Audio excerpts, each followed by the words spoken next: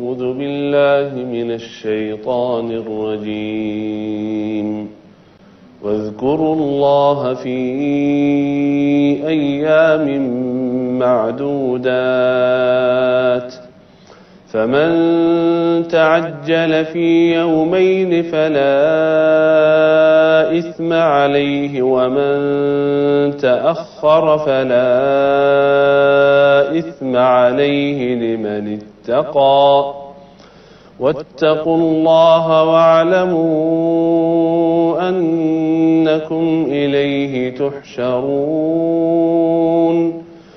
ومن الناس من يعجبك قوله في الحياة الدنيا ويشهد الله على ما في قلبه وهو ألد الخصام وإذا تولى سعى في الأرض ليفسد فيها ويهلك الحرث والنسل والله لا يحب الفساد وإذا قيل له اتق الله أخذته العزة بالإثم فحسبه جهنم ولبئس المهاد ومن الناس من يشري نفسه ابتغاء مرضات الله والله رؤوف بالعباد صدق الله العظيم. Bismillahirrahmanirrahim. Assalamualaikum warahmatullahi wabarakatuh. Pemirsa yang dirahmati Allah, ya, bila mana pemirsa mengikuti acara kemarin, kajian kita yang kemarin kita belajar tentang Allah dulu, Allah lagi, Allah terus. Masih ingat ceritanya kemarin? Ya, sebelum kita melangkah kepada cerita, mari kita sama-sama membaca Bismillah dulu. Bismillahirrahmanirrahim. Pemirsa, sebelum saya berdiri di hadapan saudara-saudara ini, saya ketemu atas izin Allah dengan seorang muslimah yang kena penyakit kanker. Sahabat saya ini, sebagaimana kita semua, tentu butuh doa dari kita semua. Nanti di penghujung acara, mumpung ini adalah di Sayyidul Ayyam, kita coba bicara tentang Allah dulu, Allah lagi, Allah terus, kepada penyakit yang diderita oleh kita semua. Dan insya Allah nanti di akhir segmen saya akan mengajak pemirsa semua berselawat kepada Rasulullah SAW untuk semua penyakit, kesusahan, penderitaan, dan hajat atau persoalan yang dihadapi oleh kita semua. Baik, kita akan lanjutkan. Pemirsa, kita lihat ya kajian kita yang kemarin. Ada satu pelajaran yang saya ajarkan kepada diri saya, yakni Allah dulu, Allah lagi, Allah terus. Di awal, di akhir, di awal, di tengah, di akhir, ini Allah terus.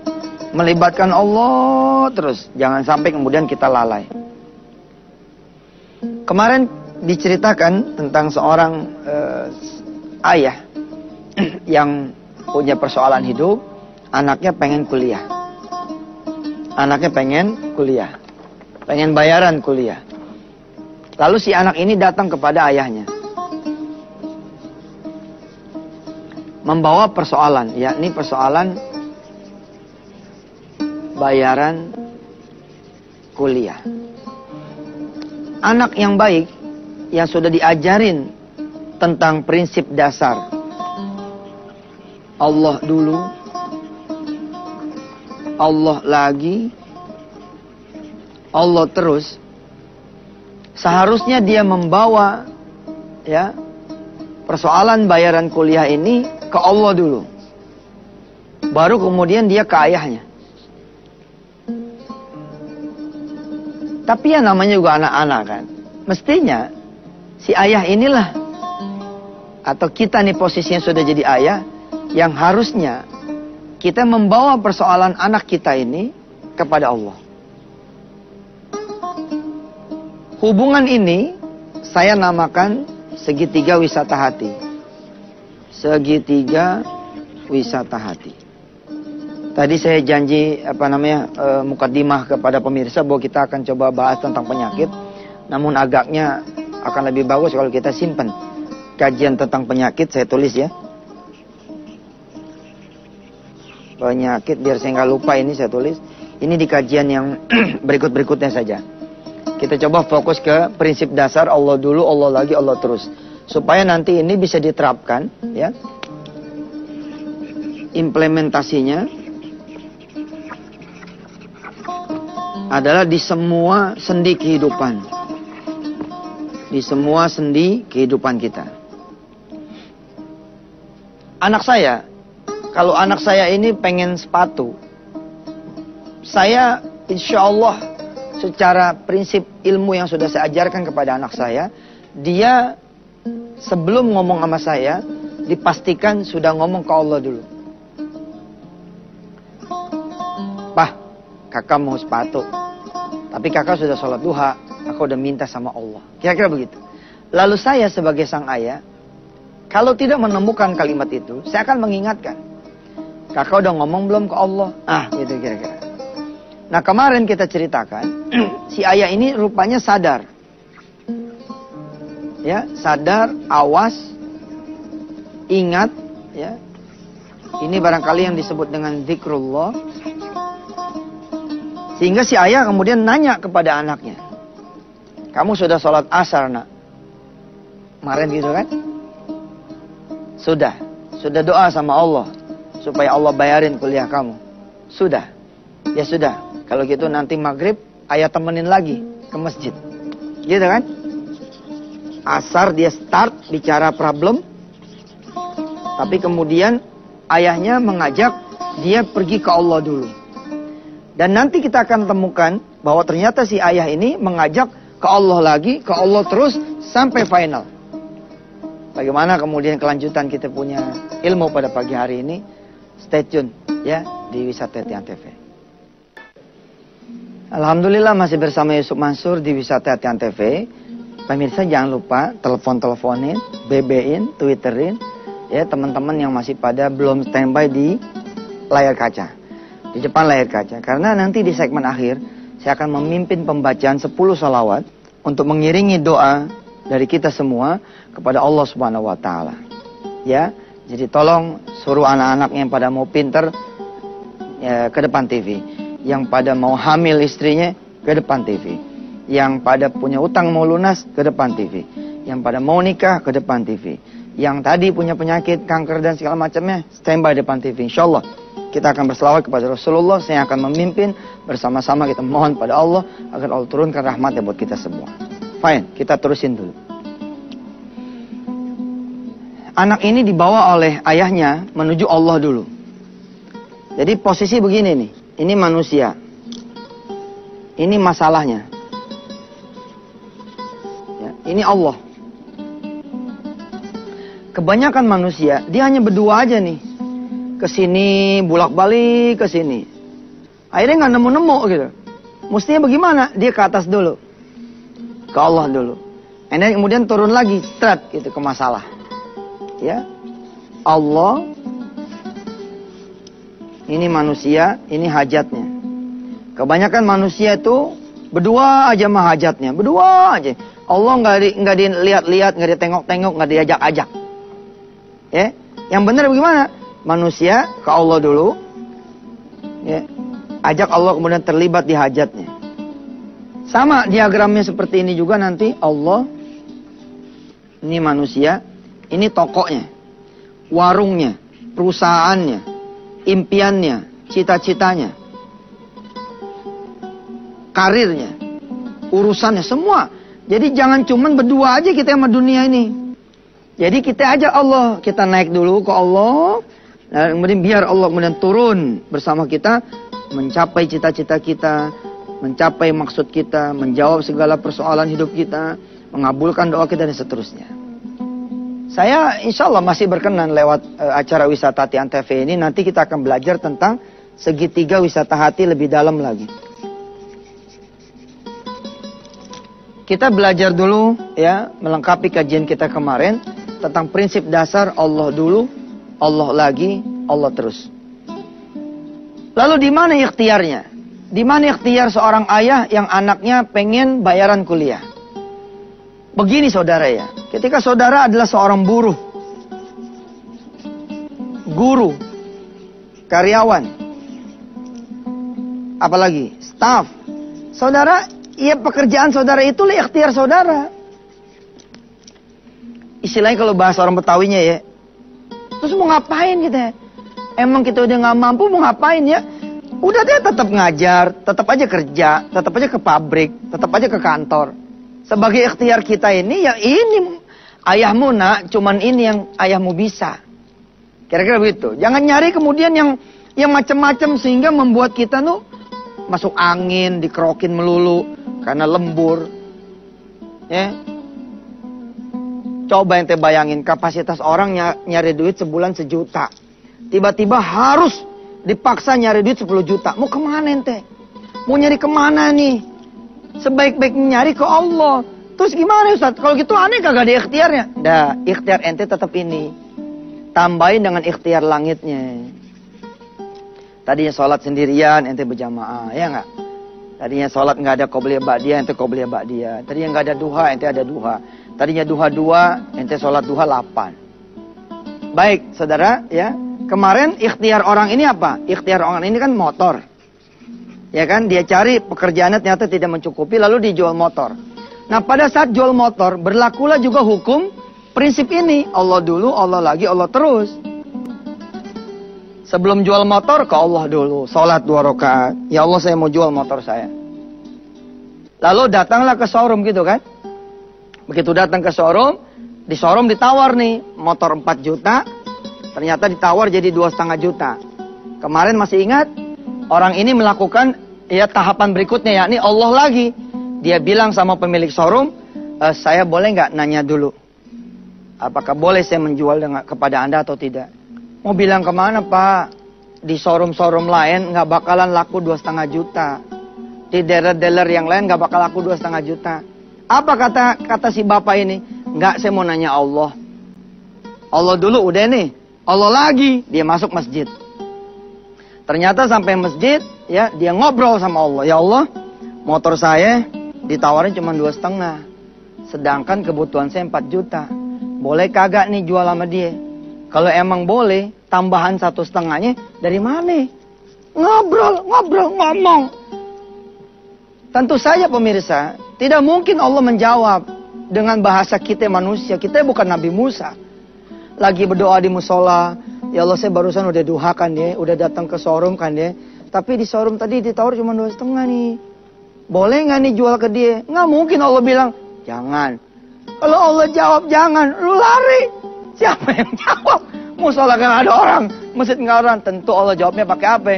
Begitu ente datang, ya nggak? Nah ke showroom ternyata yang punya showroom nggak ada. Nah itu tanda Allah bilang nggak boleh, jangan, tenang aja.